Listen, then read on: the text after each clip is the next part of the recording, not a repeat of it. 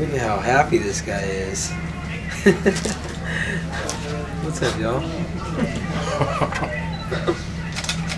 Big announcement. Just kidding.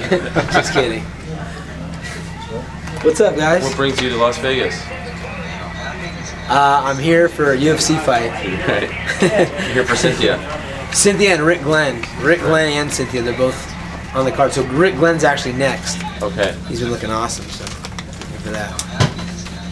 Well, what's it been like kind of bringing up that new generation? I see that you guys have been hashtagging it like new school. What's it like working with that new school? It's been awesome. I mean, and the coolest thing is, I was hanging out with Andrew Coyne, who you guys don't know yet, but you will know.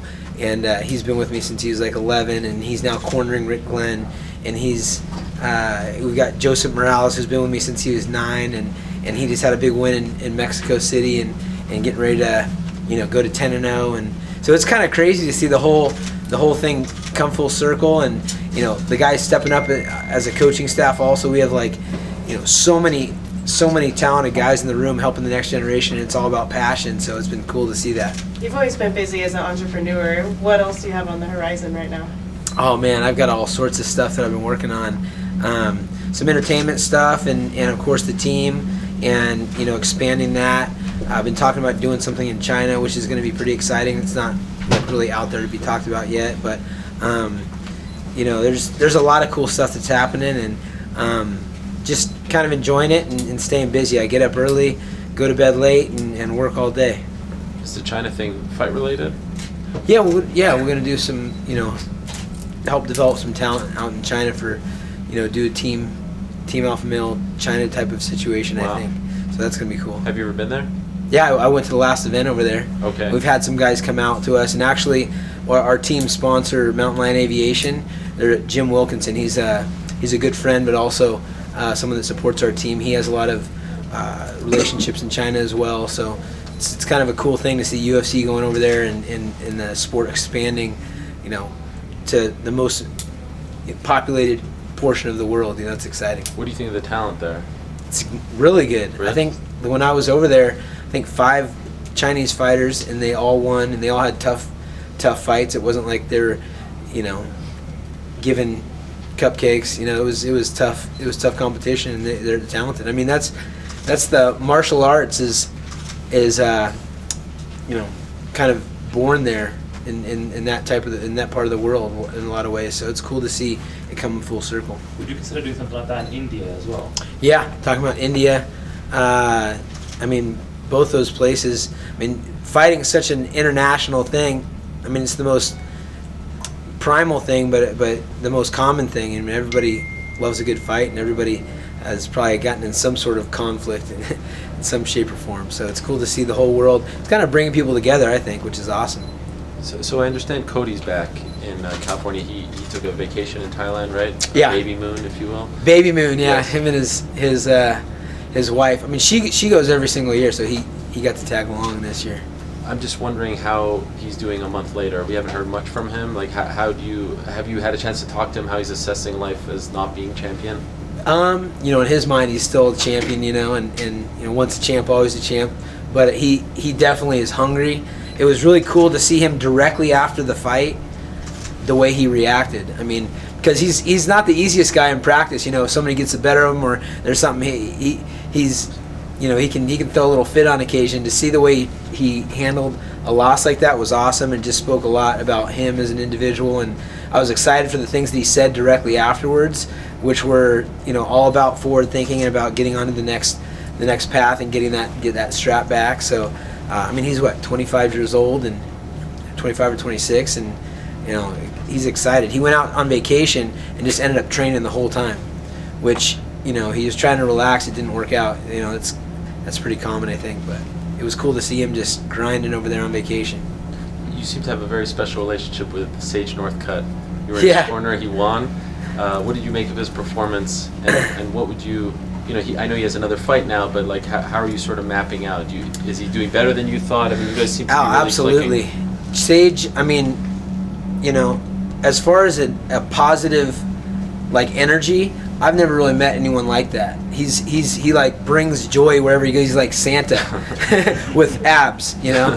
So it's really cool to have him in the room. I mean, he brightens the mood. Everybody loves him, and he's genuine. You know, his whole you know, the way he comes off is real genuine, and he learns super fast. I mean, it's crazy. So it's just finding those little bits and pieces to fit into an already great skill set and a great mindset and good genetics and a lot of hard work.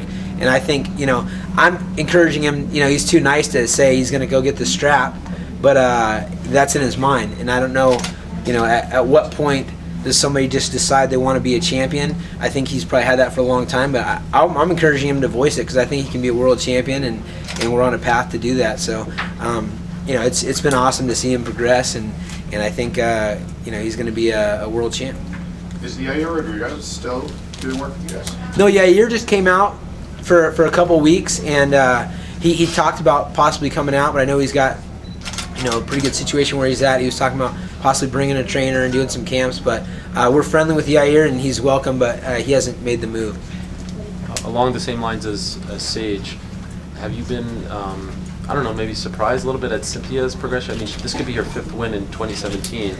I'm not surprised at all. I mean, Cynthia has been beating up guys. We used to, you know, when a lot of the European guys would come in that hadn't had a great wrestling background, we'd always, you know, baptize them with a beating from Cynthia. You know, she's been a killer in our room for so long, and to see her, you know, finally getting the recognition and the opportunity is awesome, because it wasn't like, you know, she's been hidden on our map. We've already known she was there, but she was fighting 125s. Then she broke her arm in the same place, I think 2 or 3 times. So she was and she also had this thing where she wanted to get an amateur title before she turned pro, which I was like, I mean, I was trying to talk her out of it, but I was like, she should have been pro a lot earlier than she was. So she's gonna be a world champ, and she knows it, and that's exciting.